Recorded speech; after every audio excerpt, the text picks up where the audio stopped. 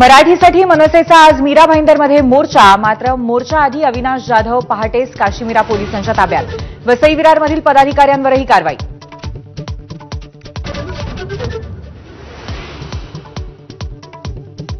मनसे पदाधिकारी कार्यकर्त्यांना ताब्यात घेणं हा सरकारचा दहशतवाद. मात्र मनसे झुकणार नाही.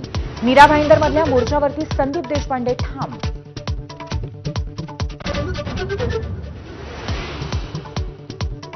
भाषावादावर संघाची भूमिका स्पष्ट.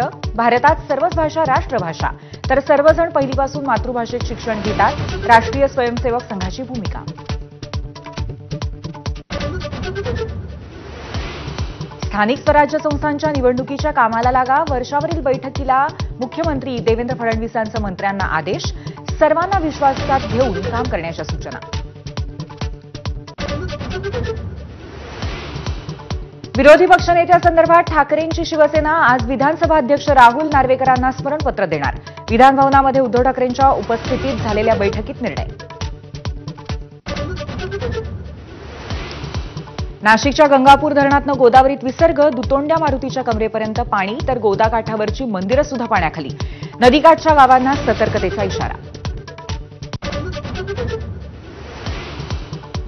विदर्भातल्या 3 जिल्ह्यांना रेड अलर्ट. गोंदिया, चंद्रपूर आणि भंडारा जिल्ह्यामध्ये मुसळधार पावसाचा इशारा, तर गडचिरोलीला आज ऑरेंज अलर्ट.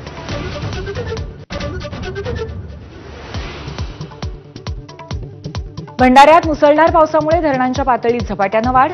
गोसेखुर्द धरणाचे सर्व 33 दरवाजे उघडले. तब्बल 2,83,000 क्युसेकने विसर्ग सुरू.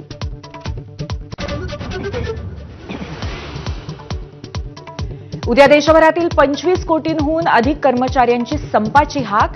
सरकारच्या कॉर्पोरेट धोरणाला विरोध करण्यासाठी संप. अत्यावश्यक सेवांवरही परिणाम होण्याची शक्यता आहे. ब्रिक्स शिखर परिषदेनंतर पंतप्रधान मोदी ब्राझीलची राजधानी ब्राझिलियामध्ये दाखल. विमानतळापासून हॉटेलपर्यंत भव्य स्वागत. आज संध्याकाळी राष्ट्राध्यक्ष सिल्वा यांच्यासोबत द्विपक्षीय चर्चा होणार.